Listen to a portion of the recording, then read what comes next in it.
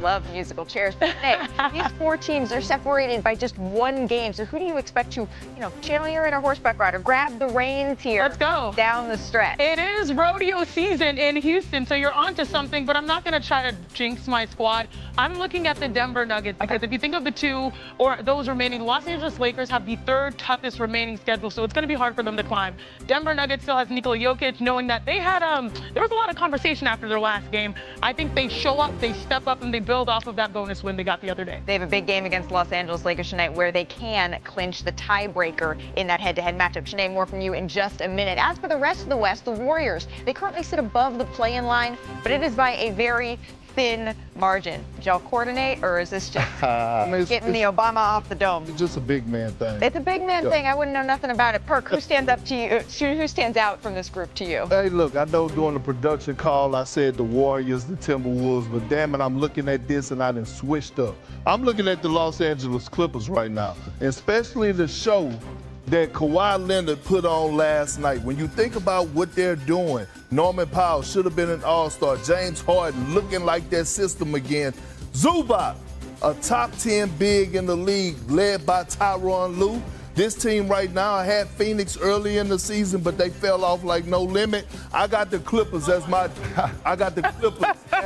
dark horse of coming out of the West. By the way, Zubac's 28 on his 28th birthday. Happy birthday, Big Zoo. As for the East, top to bottom, pretty established here, but the middle of the pack, that's where things have seen the most movement. Home court in the first round still up for grabs. So Udonis, who do you expect to be in control from this middle of the pack group?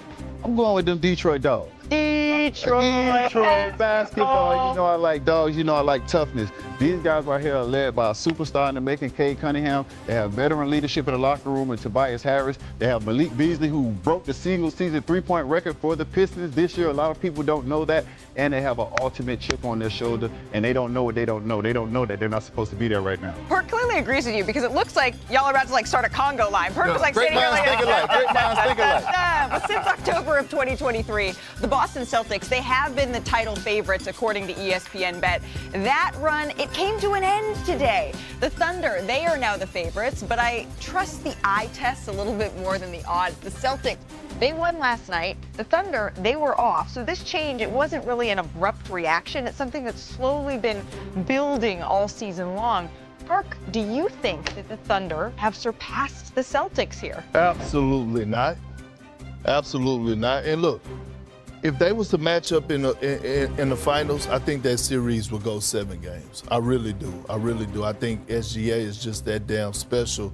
But again, when you look at the starting 5 of the Boston Celtics, it's no drop-off. Offensively, defensively, right? And I think experience kick in. I always tell people, it's almost like comparing it to a boxing match and you fighting Floyd Mayweather in Vegas.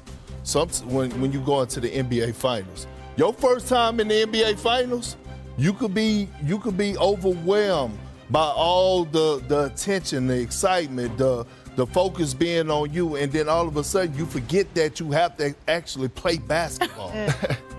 Hey, listen, Perk, I'm gonna tell you, I'm gonna start the day off on your side. I don't know if I'm gonna be on your side all day, but I'm gonna start the day off on your side right now.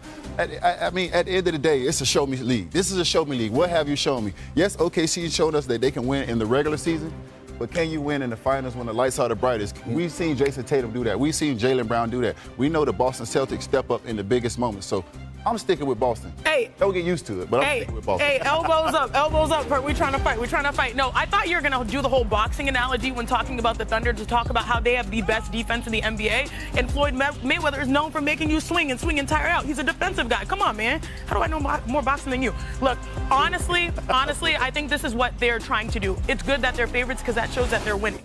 And winning at this point is very important because if the NBA Finals were to be dictated by the standings today, they would have home court advantage, and they need every advantage as they're trying to build their resume in the playoffs. The proof is in the pudding. You have to do it in the postseason for people to start to be able to fear and to trust you. Let's get to some action from last night, shall we? We're going to start with the Bucks and the Warriors here. Exactly. Steph Curry, he had the night off. Jimmy Butler, Draymond Green, they were ready to pick up the slack here. Remember, Shanae, without Steph Curry for the Golden State Warriors, they're 90 and 100 150 in games all time without Steph, but Draymond picked it up defensively. One thing I love is Draymond does not run from a fight. He's going up against Giannis Antetokounmpo, who's one of the best post in the paint scorers in the NBA. Held him to 31%, so he loved the challenge.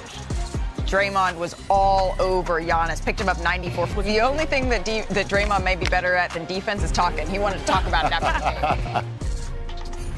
Do you think you have a Defensive Player of the Year case this year? I think, obviously, we keep winning and close this year out strong, most definitely. I look around the league, I don't see many players impacting the game on the defensive end the way I do.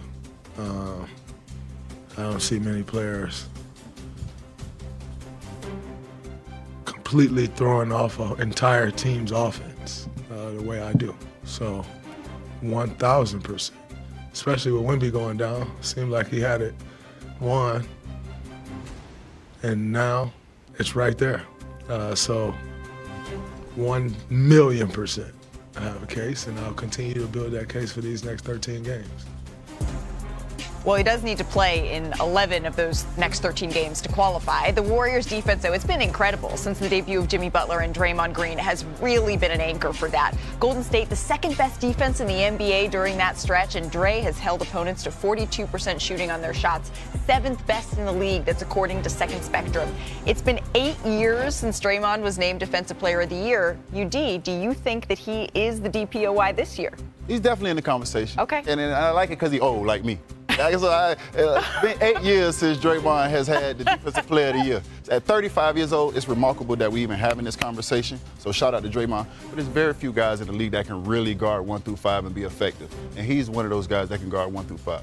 All right, I'm not mad at it. I'm not mad at it because when his career is over, we're going to say he probably deserved a couple more, right? That's the nature of the conversation. And this year, there's an opening now without Victor Wembanyama. But I'm curious what you guys think about Evan Mobley. A lot of people see him as a favorite. Their defense is number 8 in the NBA. The torture chamber, when you have a nickname like that because your team is number 1 defensively and you get the toughest defensive assignment, I want you guys to think about this.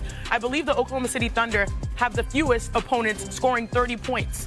That's because he takes on those guys. He's committed. Dyson Daniels just made some history. He has the most steals in an NBA season since 2008. That was CP3's year. And the best nickname in the NBA, the Great Barrier Thief. Exactly. So there's some options out there. The Great Barrier Thief, the torture chamber.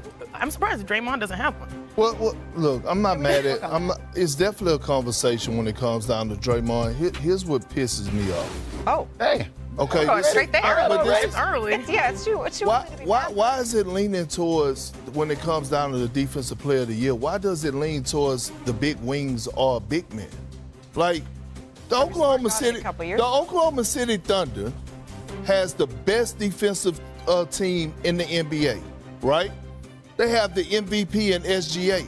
Who's like number 4 in steals per ready? game. He's number 2. Oh, there you go. So let's go to the other side of the floor for SGA. Why isn't he in the Defensive Player of the Year conversation? He's top 20 for his opponent's field goal percentage. At his position at the guard, for his block shots, he's top 5. He's number 2 in steals.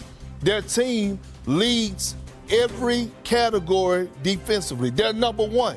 Why is he not in that conversation? Oh, my gosh. We always leaning towards the bigs and who's blocking shots and who's rim protecting. I'm so excited. SGA is doing his damn thing. When you think about seasons of this nature where you win MVP and DPOY and win a championship, I think the last one was Houston, Hakeem Olajuwon. No, right? it was actually Giannis, I believe. Was it Giannis? It might have been in Giannis. Both of y'all. No, I said and win a championship. It might be Giannis. And win a championship. No, the same year. Giannis was an MVP. Okay. Yeah, you're killing my role. I think it's the King. Go ahead. Go. Both of y'all. Research is confirming as we speak. J-Jo, what you got?